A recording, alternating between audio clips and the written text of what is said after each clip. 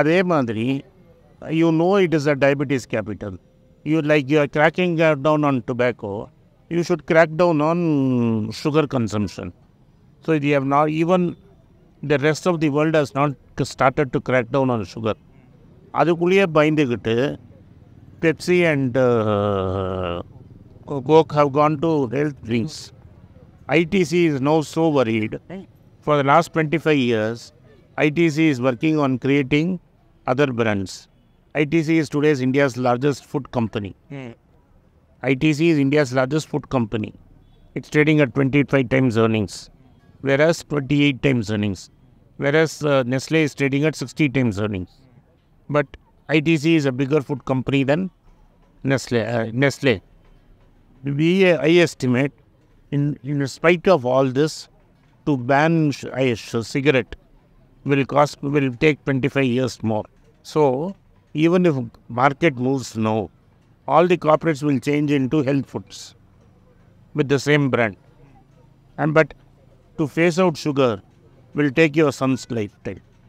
Because அரசியலில் நான் பயப்படக்கூடாது. நான் சர்க்கரைக்கு சப்சிடி தரமாட்டேன், சுகருக்கு வாங்கிறதுக்கு ப்ரைஸ் ஃபிக்ஸ் பண்ண மாட்டேன், சுகர் மில்லில் சப்சிடைஸ் பண்ண மாட்டேன், ரேஷனில் சர்க்கரை போட மாட்டேன், சர்க்கரை உடம்புக்கு நல்லது இல்லை, ரேஷனில் சர்க்கரை போட மாட்டேன், சர்க்கரையை சப்சிடைஸாக சீப்பாக ரேஷனில் குடிக்க மாட்டேன், போட மாட்டேன், ஹெல்த்துக்கு நல்லதுன்னு எந்த அரசியல்வாதியும் சொல்ல முடியாது. ஏன்னா it is Socrates and Plato road 3000 years ago. நான் இன்றைக்கி என்ன கொடுக்குறேன்னு தான் ஓட்டு. நான் உனக்கு 10 வருஷம் கழிச்சு உயிரோடு இருப்பேன், நீ எக்ஸசைஸ் பண்ணி ஹெல்த்துன்னா உனக்கு ஓட்டு போட மாட்டான். இன்றைக்கி நான் 5 கிலோ சர்க்கரை ஃப்ரீயாக தரேன்னா எனக்கு ஓட்டு போடுவோம். அது இருக்கிற வரைக்கும் டெமோக்ரஸியில் சுகருக்கு ஒன்றுமே ஆகாது. Because when you vote, you go for instant gratification. Politics. இப்போ நீங்கள் சொன்ன மாதிரி நம்ம கொடுக்குறோம், நம்ம ஏதோ ஒரு கவர்மெண்ட் இலவசமாக கொடுக்குது, அதனால் ஓட்டு போடுறாங்க. இப்போ நம்ம தமிழ்நாட்டில் இப்போ ரீசெண்டாக இந்த எலெக்ஷனுக்கு வந்து 1000 ரூபா கொடுக்குறாங்க, பஸ்ஸு ஃப்ரீ, அதெல்லாம் நம்மளோட பார்த்து கர்நாடகாவில் பண்ணாங்க. ஸோ இப்போ கர்நாடகாவில் பண்ணி இப்போ நடந்த எலெக்ஷனில் there are two groups of people. என்னோட ஏரியாவில் இருக்கிறவங்க சப்சிடி வாங்கிறது தப்பு. இப்போ நீ ஃபஸ்ட் ஜெனரேஷன், நீ சப்சிடி இல்லைன்னா படிச்சிருக்கவே முடியாது. ஸோ யாருக்கு 1000 ரூபா தேவை, யாருக்கு ஃப்ரீ பஸ் தேவைன்னு தெரியும். என் ஒய்ஃபுக்கு நீ ஃப்ரீ பஸ் கொடுக்குறது நாட் சப்சிடி, ஓட் ஸ்டீலிங். வீட்டில் வேலை செய்கிற அம்மாவுக்கு ஃப்ரீ பஸ் கொடுக்குறது தேவை. அப்போ தான் அவங்க வேலைக்கு வர முடியும். இல்லை நான் சொல்லி முடிக்கிறேன், அவங்க வேலைக்கு வர முடியும். ஒரு யூனிட் எலக்ட்ரிசிட்டி ரெடியாகி வெளில வரத்துக்கு 6 ரூபா ஆகும். 8 ரூபாய்க்கு விற்றா தான் அது லாபம் சம்பாதிக்க முடியும். 8 ரூபா யூனிட் எலக்ட்ரிசிட்டினா தமிழ்நாட்டில் 50% எலக்ட்ரிசிட்டி வாங்க முடியாது. ஸோ ஒரு 100 யூனிட் எலக்ட்ரிசிட்டி கொடுக்குறது சப்சிடி இல்லை. அப்போ தான் இவன் படிப்பான் வீட்டில். இவன் ChatGPT எப்படி வாங்குவான்? நீ ஒரு யூனிட்டுக்கு 10 ரூபா பவர் போட்டேன், நான் டாக்டர் ஆகிட்டேன், நான் MD படிச்சிட்டேன், நான் கவர்மெண்ட் சம்பளம் வாங்குகிறேன், இப்போ நான் சப்சிடியை நீ எதிர்த்தேன்னா நீ மேலே ஏறி உனக்கு புரிய வைக்கிறேன்ப்பா. இல்லை சார், நான் பேசுறது நம்ம அந்த வரப்போ எலெக்ஷனை பற்றி கேட்டுச்சு. இப்போ நம்மளை பார்த்துட்டு மத்திய பிரதேசம் இந்த எலெக்ஷனில் அவங்க இப்போ 2 விதமாக ஓகே, இந்த எலெக்ஷன் என்ன ஒன்று கேட்குறியா? 6,000 லோயர் பாப்புலேஷன் கொடுக்குறாங்கன்னு சொன்னீங்க. ஸோ அதை பார்த்துட்டு அடுத்த பிஜேபி அதுக்கு அகேன்ஸ்டாக ஏதாவது கண்டிப்பாக அதுக்கு சப்சிடிக்காக இல்லை. அவனோட மெயின் திங்கே 22 ஜனவரி ராமர் கோவில். நம்ம இந்த ரேஞ்சில் போனோன்னா நம்ம அடுத்த பாகிஸ்தானாக மாறிடும். Between 1947 and 1970, Pakistan was growing faster than India. But the same problem which we have today, they had that then. The rich was getting richer, the poor and the middle class are getting poorer. இப்போ ஒரு Swedish குரோனாவில் சம்பளம் வாங்கிட்டு இருப்பார். இவர் 5 வருஷத்துக்கு எவ்வளோ வருஷம் பண்ணி போனீங்கப்பா? 6 years. நீங்கள் போச்ச குரோனா வேல்யூ எவ்வளோ? அப்போது 7 இப்போது அந்த ஸ்வீடிஷ் குரோனா $US கம்மியானதானே, இப்போ 8. இப்போ 8 ஆகிடுச்சு இல்லை? போகிறச்சே 7 தானே, ₹1 எக்ஸ்ட்ரா தானே, ஒன்றும் பண்ணாமல் ₹1 கிடைக்குது இல்லை? அதே வேலை எல்லாம் எக்ஸ்ட்ரா ₹1, கரெக்டாக? இதே டாலரில் வாங்கியிருந்தா ₹20 எக்ஸ்ட்ரா. ₹60 ₹56 இருந்தது, இன்றைக்கி 83 ஆயிடுச்சு. இப்போ அவனுக்கு எக்ஸ்பிளைன் பண்ணுறான். என் அப்பன் பாட்டன் கொள்ளு பாட்டன் இண்டூரில் எடிட்டரு. ஸோ பரம்பரையாக நகை சேர்த்துருக்கோம். எங்கள்கிட்ட 1000 கிராம் நகை நிச்சயமாக இருக்கும். ரைட்டா? நான் ஒன்றும் பண்ணாமல் வீட்டில் சாப்பிட்டு தூங்கியிருக்கேன். நான் வெளில போகல, வேலைக்கு போகல, வெயிலில் செய்யலை, ஒன்றை மாதிரி பேஷண்ட் பார்க்கல, ஒன்றும் பார்க்கல. 6 மாதத்தில் 500 ரூபா ஏறி எந்த வந்து 5 லட்ச ரூபா எனக்கு கொடுத்துட்டார். என் போர்ட்ஃபோலியோ 45%, நான் 25 வருஷமாக சேர்த்துருக்கிற போர்ட்ஃபோலியோ ஒன்றுமே பண்ணாமல் 40% ஏறி இருக்கு. என்கிட்ட 10 லட்ச ரூபா இருந்ததுன்னு வச்சுக்கோங்க, 4 லட்ச ரூபா ஏறி எனக்கு 4 லட்ச ரூபா கொடுத்துருக்கு. நான் என்ன வேலை செஞ்சேன்னு எனக்கு 9 லட்ச ரூபா கொடுத்துருக்கு. நீ அந்த 9 லட்ச ரூபாவில் டேக்ஸும் கிடையாது. நான் விற்றாதான் டேக்ஸு, நான் விற்க போகிறதில்ல. சிம்பிளாக என் நெட்ஒர்த்தை 9 லட்ச ரூபா வச்சுட்டேன். நான் இப்போ அந்த தங்கத்தை எடுத்துன்னு போய் 10 வருஷத்துக்கு முன்னாடி கொடுத்துருந்தா 2000 ரூபா கொடுத்தான் ஒரு தங்கத்துக்கு கிராமுக்கு லோனு. இன்றைக்கி அதே தங்கத்தை எடுத்துகிட்டு போனேன்னா 4500 ரூபா 5000 ரூபா கொடுப்பான். இப்படி தான் பணத்தை தங்கம் இல்லை. நீ தான் சொன்ன ஃபஸ்ட்டு ஜெனரேஷன், நான் 5th ஜெனரேஷன். நீ ஆனால் எத்தனாவது ஜெனரேஷன்? உனக்கு 5th ஜெனரேஷன் வச்சு எங்கள் வீட்டில் 10வது ஜெனரேஷன் இருக்கும். ஸோ நீ கேட்சப்பே பண்ண முடியாது, ஓடிட்டே இருப்ப. அன்லஸ் எங்கள் ஆளுங்க தப்பு பண்ணி வாழ்க்கையை கெடுத்துக்கலன்னா நீ பாட்டுக்கு முன்னே ஓடிக்கினே இருப்ப. ஸோ நான் இன்னும் பணக்காரனாயினே இருப்பேன்ல.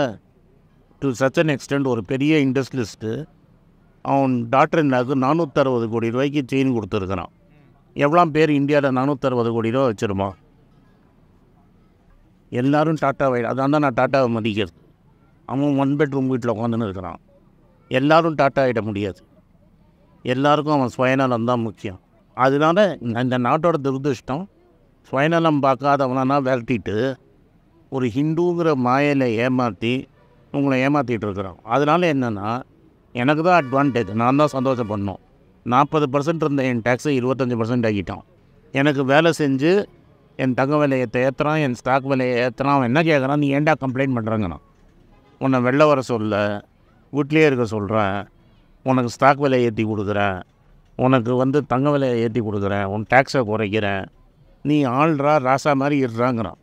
நீ மேல் ஜாதிக்காரன், நான் ஹிந்துன்னு சொல்லி உன்னை மேலே ஏற்றி விடுறேன், படிக்காதன்னு சொல்கிறேன், டேக்ஸ் எக்ஸாம்ஷன் லிமிட் தரேன், மற்றவங்களுக்கு படிப்பு முக்கியம் இல்லை பஜ்ஜி போடுன்னு சொல்கிறேன். இங்கே ஒருத்தர் பெரிய சேனல் நடத்திட்டு இருக்கார் தமிழ்நாட்டில், எல்லோரும் விரும்பி பார்க்குறீங்க. சமோசா கடை வைன்னு சொல்லித்தரேன், நீ சமோசா கடை வச்சு பெரிய ஆளாயிட முடியுமா?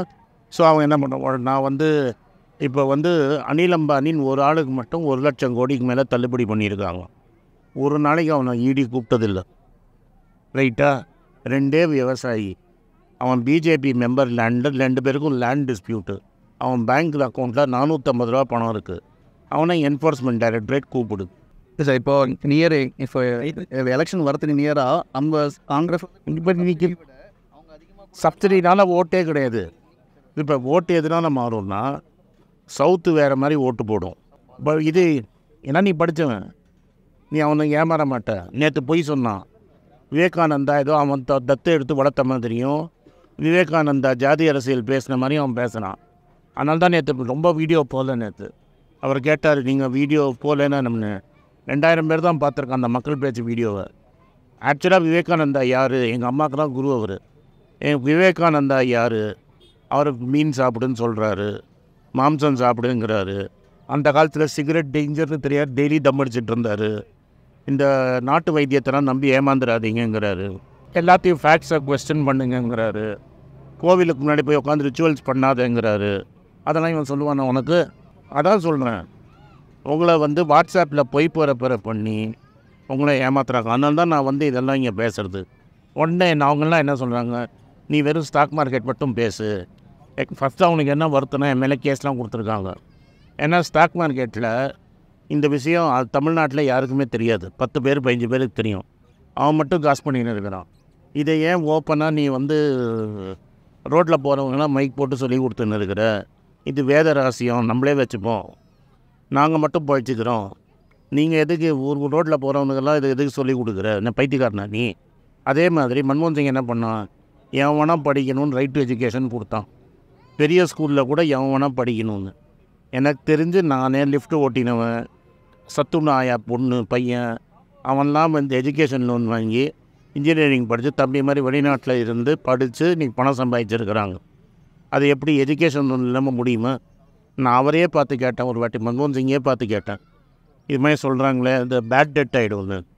அவர் என்ன தெரியுமா சொன்னார், ஒரு கார்ப்பரேட்டுக்கு 1 லட்சம் கோடி நம்ம ரைட் ஆஃப் பண்ணதுனால நான் 5 லட்சம் கோடி கொடுத்து 1 லட்சம் கோடி ஸ்டூடெண்ட் கட்டாமல் போனாலும் பரவாயில்ல, அதில் பல பேர் பழைச்சி வந்து நாட்டுக்கு நாளைக்கு பணம் அனுப்புவாங்க. இப்போ இவர் சொல்கிறாரு நான் வில்லேஜ்லேருந்து போனேன்னு, 5 வருஷத்தில் எவ்வளோ டாலர் சம்பாதிச்சு இந்தியாவுக்கு அனுப்பிச்சிருப்பாரு. ஸோ மன்மோகன் சிங், ராகுல் காந்திலாம் என்ன சொல்கிறான்னா எல்லாருக்கும் திறந்து விடுறாங்கிறான். தலித்தும் ஒன்று தான், ஷெட்யூல் காஸ்ட்டும் ஒன்று தான், பிராமணனும் ஒன்று தான், முஸ்லீமும் ஒன்று தான், கிறிஸ்டியனும் ஒன்று தான், நம்மகிட்ட ஓடுறதுலாம் ஒரே ரத்தம். இப்போ இவருக்கு இருக்கிற ரத்தம் என் ரத்தம் மேட்ச் ஆகிடுச்சுன்னா, நான் உயிர் போகுதுன்னா நீங்கள் என்ன ஜாதின்னு கேட்டால் ரத்தத்தை ஏற்றிப்பேன். என் சொந்தக்காரனுக்குலாம் வேறு ரத்தம், இவர் ரத்தம் தான் எனக்கு மேட்ச் ஆகுது, ரத்தம் தரேங்கிறாரு. நான் வானா இந்த ரத்தம் வானான்னு சொல்லுவேன்னா, இப்போ மோதியை காப்பாற்றுறதுக்கு முஸ்லீம் ரத்தம் தான் இருக்குது, மோதி வானான்ட்டு வர. ஸோ நம்ம என்ன பண்ணோம், உங்களுக்கு எல்லாருக்கும் ஒத்தருக்கும் 250 பேரை தெரியும். ஒரு ஆளுக்கு 250 பேரை தெரியும். 250 ஓட்டை மாற்றி போடுங்க. நான் இப்போ இருக்கிற கவர்மெண்ட்டு எல்லாம் பர்ஃபெக்ட்டுன்னு சொல்லலை.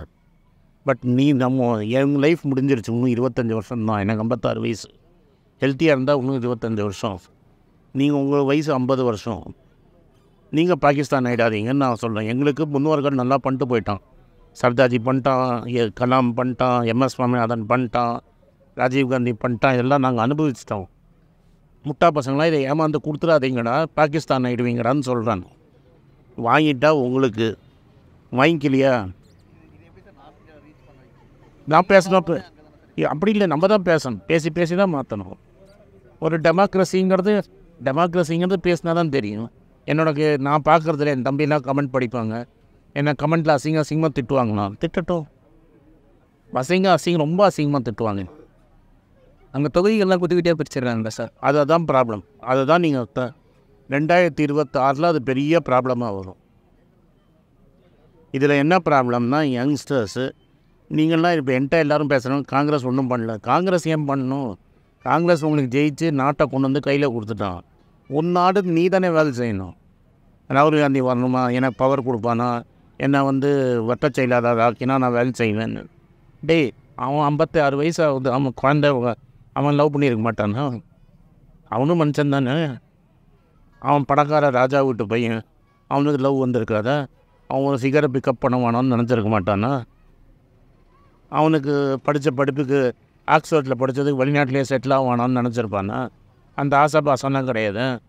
எல்லாத்தையும் விட்டு இங்கே எதுக்கிட்ட உட்காந்துன்னு இருக்கிறான். நீங்கள் முட்டா பையன்னு சொல்கிறதுக்கு.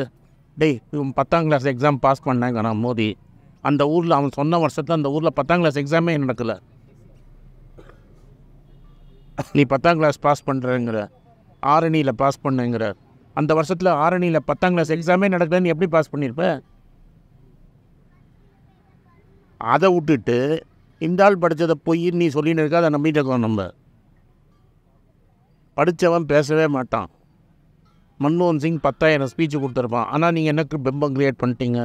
அவன் பேசவே இல்லை, அவன் ஒன்றுமே பண்ணலன்னு. 100 நாள் வேலை வாய்ப்பு, அந்த 100 நாள் வேலை வாய்ப்பு திட்டத்தினால எவ்வளோ பேர் IITக்கு போயிருக்காங்கன்னு ஒரு பேப்பரே இருக்குது. மக்களுக்கு அப்படி எனக்கு தெரிஞ்ச ஒரு பையன் ராஜபாளையத்தில் தாழ்த்தப்பட்ட மக்கள் பையன் படித்து MITக்கு போய் இன்னைக்கு கனடாவில் வேலை வாங்கி அந்த குடும்பமே தப்பிச்சிருச்சு. அதனால் 20 பேர் லோன் கட்டாமல் போனால் கூட எனக்கு பரவாயில்ல. நானே எஜுகேஷன் அப்போ ஃபஸ்ட் கிராஜுவேஷன் பண்ணிட்டு அது ஸ்காலர்ஷிப்பும் கிடச்சிருக்கும். இப்போ ரெண்டுமே இல்லாட்டா படிச்சிருப்பீங்களா? First after 50% fees first graduate fund தான். அது கவர்மெண்ட் கட்டிட்டாங்க. கவர்மெண்ட்னா என்ன, சென்ட்ரல் கவர்மெண்ட் கொடுத்து ஸ்டேட் கவர்மெண்ட். அதுக்கப்புறம் ஹாஸ்டல் ஃபீஸ் எஜுகேஷன் லோன். இல்லாட்டா படிச்சிருக்க முடியுமா? வாய்ப்பு இல்லை. டிப்ளமோட முடிச்சுட்டு ஏதாவது கம்பெனியில் போயிட்டு இப்போ டிப்ளமா நடந்தால் எவ்வளோ சம்பாதிச்சிருப்பீங்க? இப்போ எவ்வளோ சம்பாதிக்கிறீங்க? ரஃபாக ஏதோ லட்சக்கணக்கில் சம்பாதிக்கிறீங்க. கரெக்டாக? அப்போ நம்ம மன்மோகன் சிங்கை திரும்பி பார்க்கணுமா வேணாமா? நன்றி இருக்கணுமா வேணாமான்னு கேட்குறேன். நான் அரசியல் பேசக்கூடாது. அப்படி கிடையாது. நீ அரசியல் பேசலன்னா அப்புறம் அரசியலே வராது. இல்லை இங்கே பேசுகிறோம். ஏன்னா நானும் அரசியல் தானே பேசுனேன். எல்லாமே பாலிடிக்ஸு. இல்லை நாங்கள் நீ என்ன ஐடியாலஜி படி பார்த்தீங்கன்னா நான் அகைன்ஸ்ட் பிஜேபி. நான் கேட்குறது ஒன்று ஐடியாலஜிலாம் கேட்கல. மன்மோகன் சிங் அரசியல் பண்ண மாட்டேன்னு வீட்டில் படுத்திருந்தா நாடுகதி என்ன இருக்கும்? 91 அந்த மனுஷன் நானே உங்களை மாதிரி ஒரு அபிமானி தான் சார் அவருக்கு. தெரியுது இல்லை? அப்போ நீங்கள் தான் வாளுக்கு சண்டை போடணும். நீங்கள் என்ன எதிர்பார்க்குறீங்கன்னா 92 வயசில் அந்த கிழமை வெளில வந்து சண்டை போடணும் அவனுக்குன்னு நினைக்கிறீங்க. அவர் வந்து சண்டை போடாதானே சார்? அப்போ யார் போடுறது? அவர் மாதிரி ஒரு ஸ்ட்ராங்கான ஒரு ஏன் போடணும்? ராஜன் போடுறான். இப்போ ராஜன் பேசுகிறாரு. அமெரிக்கா யாரை சப்போர்ட்? அவர் தான் இது பண்ண மாட்டேன். அவர் ஜெயிச்சப்புறம் தான் பிஎம் ஆக முடியும். ஜெயிக்கிறதுக்கு முன்னாடி இவர் தான் பிஎம் கேண்டிடேட்னு சொல்ல முடியாது. கேண்டிடேட் இல்லை சார். நம்ம வந்து ஒரு ஸ்ட்ராங் இப்போ ஒரு வந்து ஒரு புக் ரிலீஸ் பண்ணார். அந்த புக்கை வாங்கி படிச்சியா? இதோட சம்மரி வந்து படிச்சிருக்கேன். புக்கை வாங்கி படிச்சியா? புக்கு என்ன விலை? புக்கு என்ன விலை? 300 ரூபா. 350 ரூபா செலவு பண்ண முடியும். அது சப்போர்ட் தானே? அது சப்போர்ட் தான் சார். எனக்கு என்னன்னா இப்போ அவர் பேசுகிறாருல்ல, அதை எடுத்து இன்னும் ரீச் பண்ண அவர் பாயிண்டாக பேசுகிறாரு. எனக்கு அதை நீ இங்கிலீஷ் உனக்கு இங்கிலீஷ் படிக்க தெரியும்ல? அந்த புக்கை படித்தா உனக்கு புரியும்ல? அவர் சொல்கிறது ஒன்றை மாதிரி வேலை தான் கிடைக்கும், மேனுஃபேக்சரிங் வேலை கிடைக்காதுன்னு சொல்கிறாரு. நம்ம சர்வீஸில் தான் ஸ்ட்ராங்காக அங்கே தான் ஃபோக்கஸ் பண்ணணும் சொல்கிறாரு. அதே மாதிரி என் வேண்டுகோள் என்னென்னா, ராகுல் காந்தி க்ளீனாக பாலிடிக்ஸ் பண்ணுங்கிறதுக்காக நீங்களே எனக்கு பணம் கொடுக்குன்னு கேட்குறாரு. 138 ரூபா கேட்குறாரு. 138 ரூபா பெரிய பணமா? அவர் நேராக பேங்க் அக்கௌண்ட்டில் தான் போட சொல்கிறார். ஆனால் 9,000 கோடி அந்த எலெக்ஷன் பாண்டில் போனது அவர் யாருக்கு போட்டது? அவங்க பிஜேபி தான் போட்டிருக்காங்கன்னு நினைக்கிறேன். அவங்க தான் வந்து எலெக்ஷன் பாண்ட் அதிகமாக அது ஓப்பனாக சொல்லு. ராகுல் காந்தி என்ன சொல்கிறாரு? யாருக்கு எவ்வளோ எனக்கு எவ்வளோ எலெக்ஷன் பாண்ட் வந்ததுன்னு சொல்லுங்கிறாரு. அவர் என்ன சொல்கிறாரு? எதுக்கு சீக்ரெட்டாக வச்சுருக்க? உனக்கு எவ்வளோ வந்திருக்கு, எனக்கு எவ்வளோ வந்திருக்குன்னு சொல்லிவிட. ஸோ உங்களால் முடிஞ்சால் 138 ரூபா கொடுங்க. ஏன்னா அந்த ஆட்சி இல்லைன்னா, மன்மோகன் சிங் ஆட்சி இல்லைன்னா நீங்கள் ஹோம் லோனும் வாங்கியிருக்கும், இது ஃபஸ்ட் கிராஜுவேட் ஃபீஸும் வாங்கியிருக்க முடியாது, எஜுகேஷன் லோனும் படிச்சிருக்க முடியாது, உங்கள் குடும்பம் இந்த லெவலுக்கு போயிருக்காது இல்லையா? டாக்டர்ஸ் அது கரெக்ட். மன்மோகன் சிங் இருந்த வரைக்கும் தான் நீட் இல்லாமல் இருந்தது. அப்போ தான் வந்து நாங்கள் பார்க்கவே போனோம். 2000 என்னைக்கு 2000 போனது அன்றைக்கி நீட்டில் இருந்து வந்தாங்க. அதுக்கப்புறம் 2006 அது இம்ப்ளிமெண்ட் ஆகிடுச்சு. ஆனால் அவர் வந்து தமிழ்நாட்டுக்கு தனி எக்ஸம்ஷன் கொடுத்துட்டாரு. தனி அப்போ ஆமாம், அந்த பவர் தானே சார் இப்போ இல்லாமல் போச்சு. அதை தானே பிடுங்க பார்க்குறாங்க. அதை தான் பிடுங்குறாங்க. நீங்கள் இறங்கி சண்டை போட்டாதான், நீங்கள் இறங்கி ராகுல் காந்தி மட்டும் சண்டை போட்டால் போகாது. இங்கே நிறைய பேருக்கு தெரிஞ்சிருக்காது. இப்போ 4000 கிலோமீட்டர் நடந்தது எவ்வளோ பேருக்கு தெரியும்? இங்கே 4000 கிலோமீட்டர் நடந்தான்னு. நாளையிலேருந்து 6000 கிலோமீட்டர் நடக்க போகிறான். ஆமாம், 6000. நான் நடந்தேன், பட் என்னால் அவ்வளோ நடக்க முடியாது. என்னால் 2 கிலோமீட்டர் தான் நடக்க முடியும். ஆமாம், 6000 கிலோமீட்டர் நடக்க போகிறான். அவன் கால் அடிபட்டுருக்குது. இன்றைக்கி நான் சொல்கிறேன், ஜெயிச்சா அவன் பிரைம் மினிஸ்டர் ஆக மாட்டான், வானான்ட்டு போயிடுவான். நீங்களே யார் வேணால் எடுத்துகிட்டு போங்கன்னு விட்டு போயிடுவான். படித்தவனை கத்தி வச்சுட்டு போயிடுவான். அந்த மாதிரி மனசு வேணும். அந்த ஃபேமிலி அப்படி தான் சார். நேரு வீட்டில் ஆரம்பிச்சது, அவரே ராஜா வீட்டு கண்டுபிடி தான். அந்த சொன்ன. ஸோ எங்களுக்கெல்லாம் என்ன வருத்தமாக இருக்குன்னா, எங்கள் அப்பாலாம் வந்து இவங்க மாதிரி தான். எங்கள் அப்பா ஒரு ஃபாரஸ்ட் ரேஞ்சரோட பையன், கடைசி பையன். எங்கள் தாத்தா 42 வயசு இருக்கும்போது பிறந்தவர். காலேஜெலாம் இப்போ சான்ஸே கிடையாது. பிஎஸ்ஜி காலேஜை ஜிஆர் தாமோதரன் ஒருத்தர் ஆரம்பித்தார். ஃப்ரீயாக சீட்டு கொடுத்ததுனால தான் எங்கள் அப்பா படித்தார். எங்கள் அப்பா படிச்சிருக்கலன்னா எங்கள் தாத்தா பொண்ணை கொடுத்துருக்க மாட்டார். எங்கள் தாத்தா பெரிய குடும்பம், பையன் படித்து டாட்டா கம்பெனியில் இருக்கான்னு ஒன்று தான் கொடுத்தாரு, இல்லாட்டா கொடுத்துருக்க மாட்டார். உண்மை தான், ரைட்டா? அன்றைக்கி பிஎஸ்ஜியை கூப்பிட்டு அவர் ஒரு காங்கிரஸ் எம்பி பொள்ளாச்சியிலேருந்து காலேஜ் ஆர்மிடான்னு சொன்னது நேரு. அழகப்பா செட்டியாரை காலேஜ் ஆர்மிடானா நேரு. அவங்க கொடுத்த எந்த கல்வி தந்தையும் அவங்க வீட்டுக்கு காசு எடுத்துகிட்டு போகல. இன்றைக்கி இருக்கிற கல்வி தந்தையெல்லாம் எப்படி காசு எடுக்கிறான்னு உங்களுக்கு தெரியும். ஸோ அதுக்கு மேலே அவங்களால ஒன்றுமே பண்ண முடியாது. நம்மளுக்கு நன்றி கடன் இருந்ததுன்னா நம்ம தான் திரும்பி செய்யணும். இத்தனையும் அவனுக்கு குழந்தை கிடையாது, குட்டி கிடையாது, ஒன்றும் கிடையாது. அவனோட எல்லாம் ஓவர். அவன் விட்டா பௌத்த முனிவர் ஆகிடுவான். எனக்கு பர்சனலாக தெரியும். ஐயா வந்து கோல்டு இன்சூரன்ஸு ஸ்டாக் மெயின். இன்சூரன்ஸே பண்ணாதீங்க. நீங்கள் அங்கே கேளுங்க சொல்லுவாங்க, இன்சூரன்ஸே வச்சுக்காதீங்க. டேர்ம் இன்சூரன்ஸ் டேர்ம் மட்டும்தான். அதில் இன்சூரன்ஸ் இன்வெஸ்ட்மெண்ட் இல்லை. மெடிக்கலும் வேணும். அவர்கிட்ட கேளுங்க. பாலா சார், இப்போ எஸ்ஐபி ஸ்டாக் பண்ண சொல்லி எல்லாமே பாண்டு ட்ரான்ஸ்ஃபர் பண்ண சார். இல்லை, ஆமாம், மார்க்கெட் ஹையாக அது பண்ணிட்டு திரும்பி மார்க்கெட் ஹைங்கிற reason. And why do you want to pay fees in mutual fund? அதனால தான் சார் பக்கத்துலேயே போகாது. இந்த சார் போன இயர் ஸ்டார்டிங்கில் வந்து 16,000 பார்த்தேன். நேற்று ஆசைப்பட பேராசை உனக்கு வருதா சார்? வருத்தப்படாது. ஆர்பிஐ கவர்னர் அவனே வளர்றான். ஒரு பிட்காயினை மட்டும் பார்க்குற, பிட்காயின் மட்டும்தான் ஏறி இருக்குது, மற்றதெல்லாம் என்னாச்சு? எந்த யூஎஸ் பேக் காயின்ஸ்லாம் வந்து ஓரளவுக்கு டம்ப் ஆகிட்டு ஏறி இருக்குது. ஏன்னா அவனுக்கு இடிஎஃப்பில் பர்மிஷன் கொடுத்துருக்கோம். எக்ஸ்சேஞ்சஸோட யூஆர்எல் வேறு பேன் பண்ணி அதனால தான் அவங்க பண்ணுறாங்கன்ட்டு இந்தியாவில் பண்ண முடியாதுன்னு அவரே சொல்லிட்டார். அவர் தான் ஓனர்ன்னு வச்சுக்கங்க. இங்கே சம்பாரிச்ச திரும்ப அந்த விட்டுறாரு. டெஃபினட்டாக பெட்டர். 1,00,000 கையில் இருந்தால் பாண்டில் போட்டு அதில் வர இன்ட்ரெஸ்ட் தூக்கி இதில் போட்டுருணும். அது mutual fund fixed deposit. Mutual fund பேங்க்கில் கிடையாது. தப்பாக புரியுது. எஸ்பிஐ மியூச்சுவல் ஃபண்டு கூட தனி கம்பெனி. சார் உங்களுக்கு பண்ணுது நீங்கள் சார் இப்போது ஆர்டிபி அவர் என்ன கார்பரேட்டு? Very good. சொல்லுங்கள். சார் இப்போது இடிபி கொடுக்க போக என்னால் ஒரு 3,000 வந்து சேவ் பண்ண முடியும். எவ்வளோ தங்கம் வச்சுருக்குற? அம்மா கிட்ட கொடுத்துருக்கேன் சார். தங்கமாக கொடுக்கல, கேஷாக கொடுத்தது போயிடுச்சு. தங்கமாக எவ்வளோ வச்சுருக்குற நீ? சார் 3,000 தங்கத்தில் சேர்க்காரு. அங்கே அக்கௌண்ட் ஓப்பன் பண்ணு, கோல்டு பீஸ்னு போடு. 500 நிஃப்டி சிப்பு போடு. 2,500 கோல்டு பீஸ் வாங்கு. அப்படி தான் மெதுவாக தான் ஏறும். முதல் 25 லட்ச ரூபா சேர்க்குற வரைக்கும் ரொம்ப கஷ்டப்படுவேன். ஒன்ஸ் 25 லட்ச ரூபா சேர்த்துட்டேன்னா அசால்ட்டாக பண்ண ஆரம்பிச்சு. எனக்கு இது வந்து டைரி அதெல்லாம் முதல்ல நம்ம ஆரம்பிப்போம். இப்போ 0 ஃபார் நோ லாஸில் ஆடுவோம். நீ 100 ஃபார் நோ லாஸ் கேம் வேறு, 0 ஃபார் நோ லாஸ் கேம் வேறு. நம்ம 0 ஃபார் நோ லாஸில் இருக்கிறச்ச 0 ஃபார் நோ லாஸ் கேம் தான் ஆடணும். நம்ம போய் 100 ஃபார் நோ லாஸ் கேம் ஆட போய் 0 ஃபார் 3 ஆகிட்டோன்னா அப்புறம் அவ்வளோதான், மேட்சே முடிஞ்சிடும். Very good. உங்களால் சார் ஸ்கூலில் வந்து சென்டம்பர் தான் வந்து வாங்கி தரேன்னு சொன்னாங்க. நீங்கள் வந்து அப்போ தான் வாங்க சொல்லிட்டு எனக்கு ஓன இந்த பையனை பிடிச்சி உன்னை பிடிச்சி கொடுறான்னு சொன்னேன்டார். நீங்கள் சொன்னீங்கன்னு படித்து மார்க்கெட்டில் சார் 500 மேலே எடுத்தால் ஒன்று, சென்டம் எடுத்தால் ஒன்று. என் 2 புக்கை தமிழில் கையெழுத்து போட்டு உனக்கு அனுப்புறதுக்காக கேட்டான். எதுனா தமிழ்நாட்டில் மட்டும்தான் நடக்கும் அரசியல் இன்னைக்கு அதுதான் சொல்கிறேன்.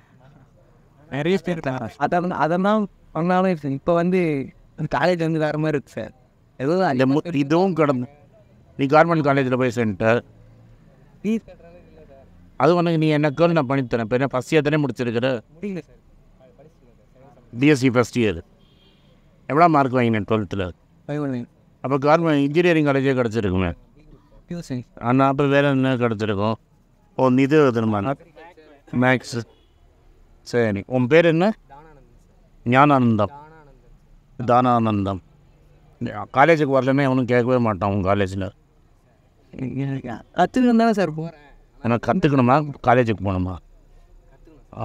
அப்போ ஒழுங்கான ஆள் உனக்கு ஒருத்தர் லண்டன்லேருந்து கூப்பிட சொல்லணும்.